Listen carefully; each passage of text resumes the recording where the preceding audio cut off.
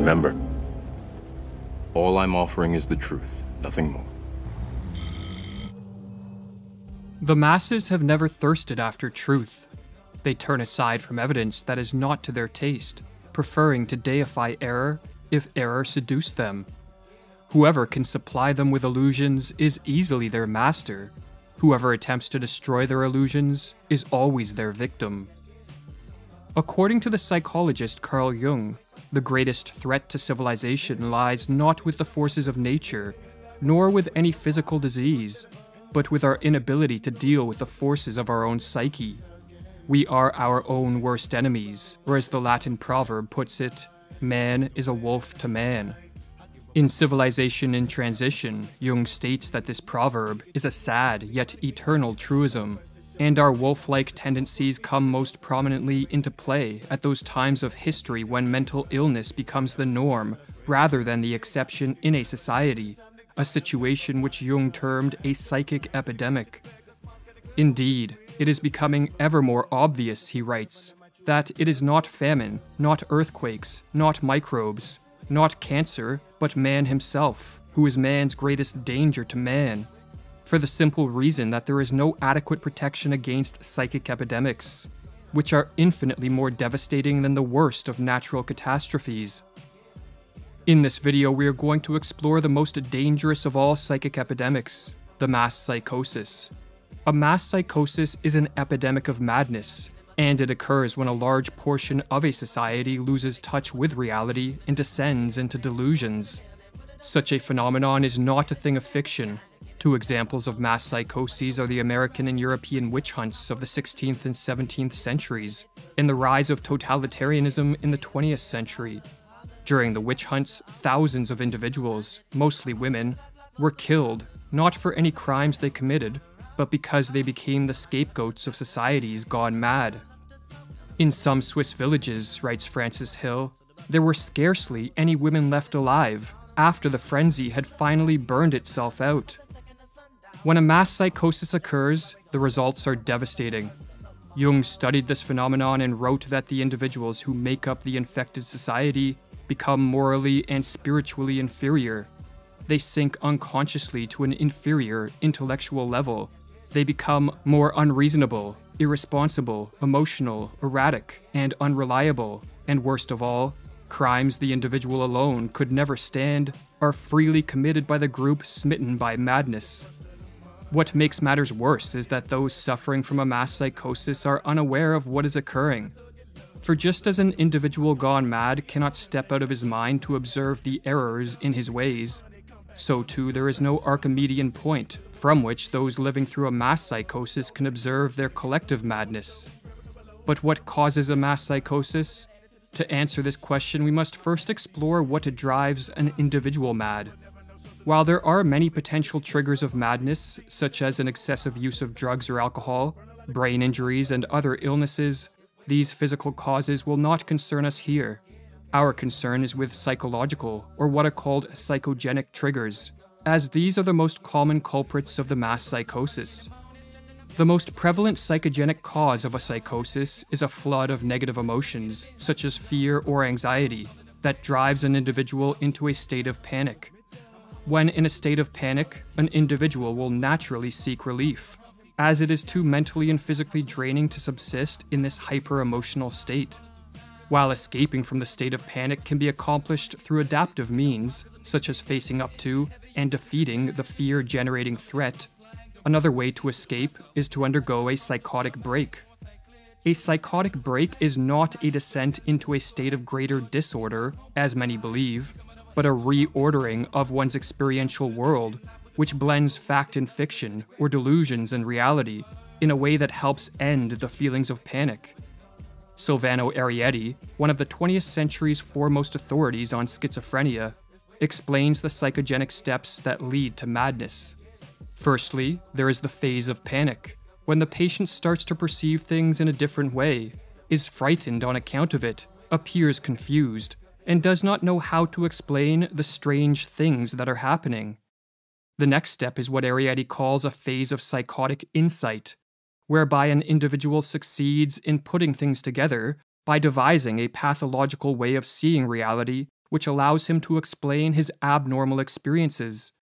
The phenomenon is called insight because the patient finally sees meaning and relations in his experiences. But the insight is psychotic because it is based on delusions, not on adaptive and life-promoting ways of relating to whatever threats precipitated the panic.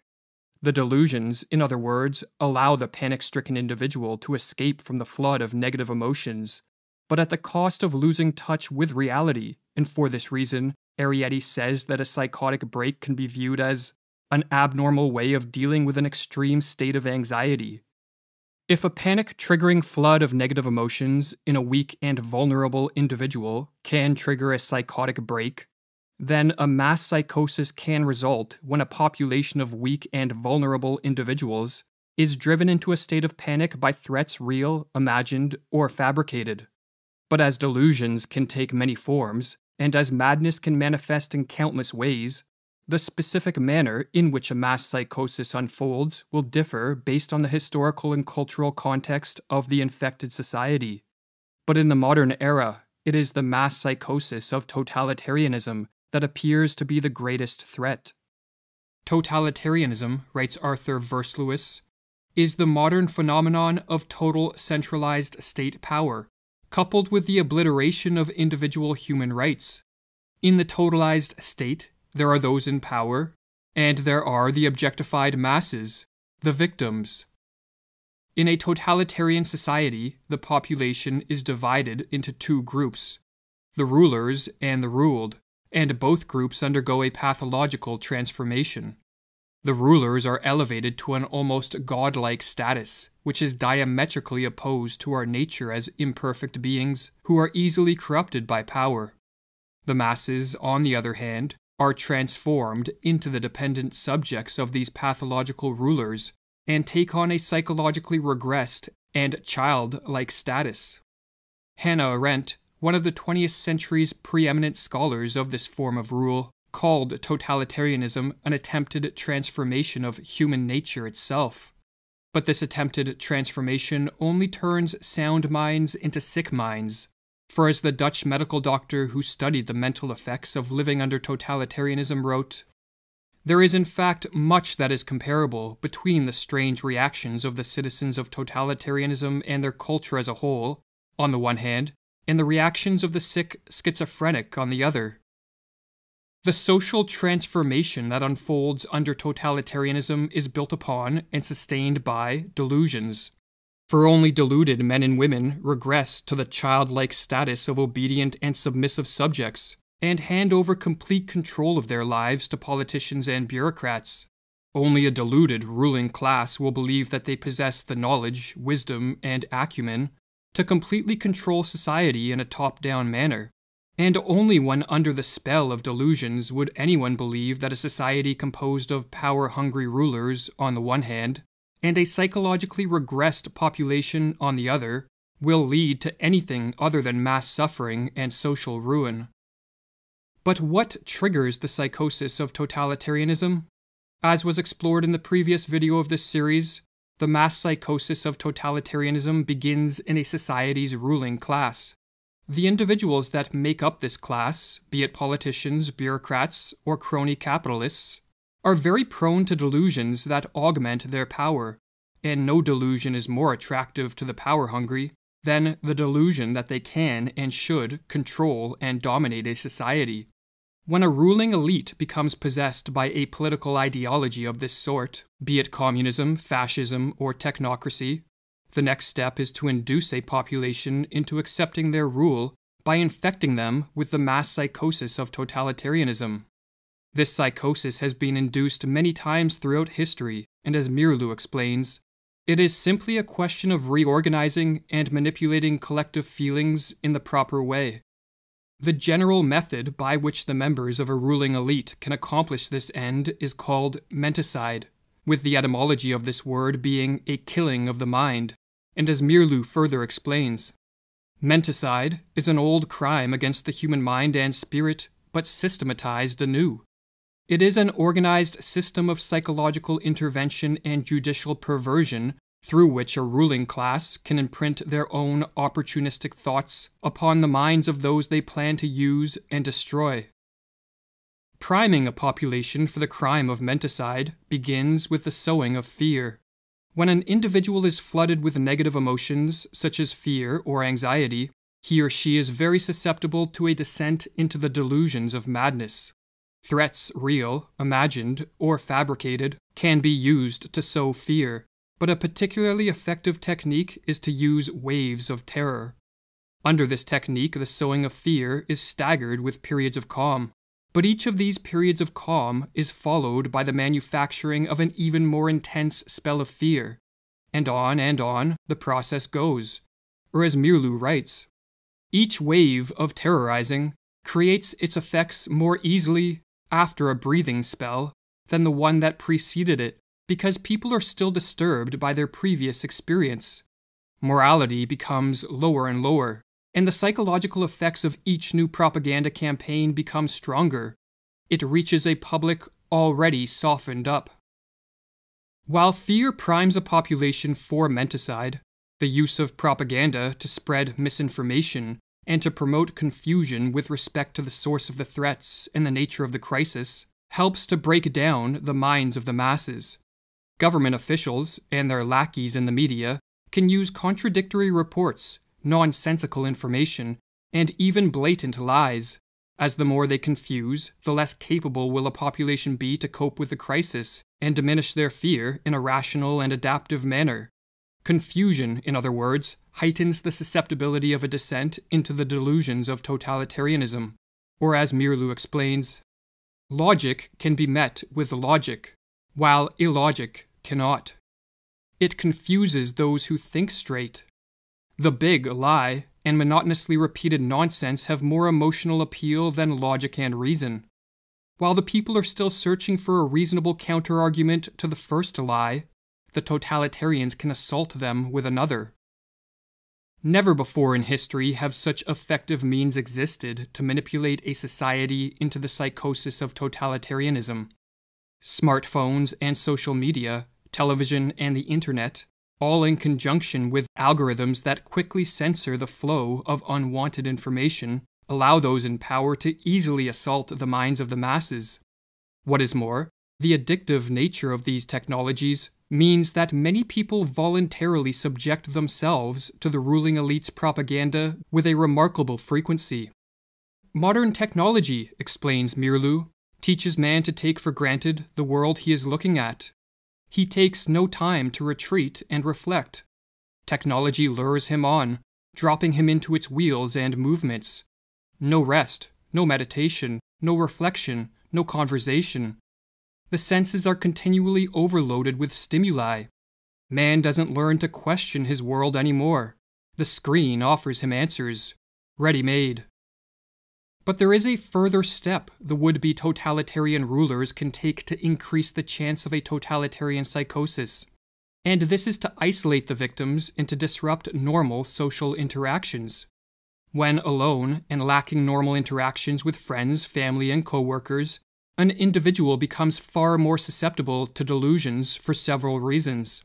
Firstly, they lose contact with the corrective force of the positive example, for not everyone is tricked by the machinations of the ruling elite, and the individuals who see through the propaganda can help free others from the menticidal assault. If, however, isolation is enforced, the power of these positive examples greatly diminishes. But another reason that isolation increases the efficacy of menticide is because, like many other species, human beings are more easily conditioned into new patterns of thought and behavior when isolated. Or as Mirlu explains with regards to the physiologist Ivan Pavlov's work on behavioral conditioning, Pavlov made another significant discovery. The conditioned reflex could be developed most easily in a quiet laboratory with a minimum of disturbing stimuli. Every trainer of animals knows this from his own experience. Isolation and the patient repetition of stimuli are required to tame wild animals. The totalitarians have followed this rule. They know that they can condition their political victims most quickly if they are kept in isolation. Alone, confused, and battered by waves of terror, A population under an attack of menticide descends into a hopeless and vulnerable state. The never-ending stream of propaganda turns minds once capable of rational thought into playhouses of irrational forces. And with chaos swirling around them and within them, the masses crave a return to a more ordered world. The would-be totalitarians can now take the decisive step. They can offer a way out and a return to order in a world that seems to be moving rapidly in the opposite direction. But all this comes at a price. The masses must give up their freedom and cede control of all aspects of life to the ruling elite. They must relinquish their capacity to be self-reliant individuals who are responsible for their own lives, and become submissive and obedient subjects. The masses, in other words, must descend into the delusions of the totalitarian psychosis. The totalitarian systems of the 20th century represent a kind of collective psychosis. Whether gradually or suddenly, reason and common human decency are no longer possible in such a system. There is only a pervasive atmosphere of terror and a projection of the enemy, imagined to be in our midst. Thus society turns on itself, urged on by the ruling authorities. But the order of a totalitarian world is a pathological order. By enforcing a strict conformity and requiring a blind obedience from the citizenry, totalitarianism rids the world of the spontaneity that produces many of life's joys, and the creativity that drives society forward. The total control of this form of rule, no matter under what name it is branded, be it rule by scientists and doctors, politicians and bureaucrats, or a dictator, breeds stagnation, destruction, and death on a mass scale. And so perhaps the most important question facing the world is how can totalitarianism be prevented? And if a society has been induced into the early stages of this mass psychosis, can the effects be reversed? While one can never be sure of the prognosis of a collective madness, there are steps that can be taken to help effectuate a cure. This task, however, necessitates many different approaches from many different people. For just as the menticidal attack is multi-pronged, so too must be the counterattack. According to Carl Jung, for those of us who wish to help return sanity to an insane world, the first step is to bring order to our own minds and to live in a way that provides inspiration for others to follow. It is not for nothing that our age cries out for the Redeemer personality, for the one who can emancipate himself from the grip of the collective psychosis and save at least his own soul, who lights a beacon of hope for others, proclaiming that here is at least one man who has succeeded in extricating himself from the fatal identity with the group psyche. But assuming one is living in a manner free of the grip of the psychosis, there are further steps that can be taken. Information that counters the propaganda should be spread as far and as wide as possible, for the truth is more powerful than the fiction and falsities peddled by the would-be totalitarian rulers, and so their success is in part contingent on their ability to censor the free flow of information. Another tactic is to use humor and ridicule to delegitimize the ruling elite, or as Mirlu explains, we must learn to treat the demagogue and aspirant dictators in our midst with the weapon of ridicule. The demagogue himself is almost incapable of humor of any sort, and if we treat him with humor, he will begin to collapse. A tactic recommended by Václav Havel, a political dissident under Soviet communist rule, who later became president of Czechoslovakia, is the construction of what are called parallel structures. A parallel structure is any form of organization, business, institution, technology, or creative pursuit that exists physically within a totalitarian society, yet morally outside of it. In communist Czechoslovakia, Havel noted that these parallel structures were more effective at combating totalitarianism than political action. Furthermore, when enough parallel structures are created, a second culture, or parallel society, spontaneously forms and functions as an enclave of freedom and sanity within a totalitarian world. Or as Havel explains in his book, The Power of the Powerless. What else are parallel structures than an area where a different life can be lived? a life that is in harmony with its own aims, and which in turn structures itself in harmony with those aims. What else are those initial attempts at social self-organization than the efforts of a certain part of society to rid itself of the self-sustaining aspects of totalitarianism, and thus to extricate itself radically from its involvement in the totalitarian system? But above all else, what is required to prevent a full descent into the madness of totalitarianism is action by as many people as possible. For just as the ruling elite do not sit around passively, but instead take deliberate steps to increase their power, so too an active and concerted effort must be made to move the world back in the direction of freedom. This can be an immense challenge in a world falling prey to the delusions of totalitarianism, but as Thomas Paine noted, tyranny, like hell, is not easily conquered. Yet we have this consolation with us, that the harder the conflict, the more glorious the triumph. You are a slave, Neo. Like everyone else, you were born into bondage, born into a prison that you cannot smell or taste or touch. A prison for your mind.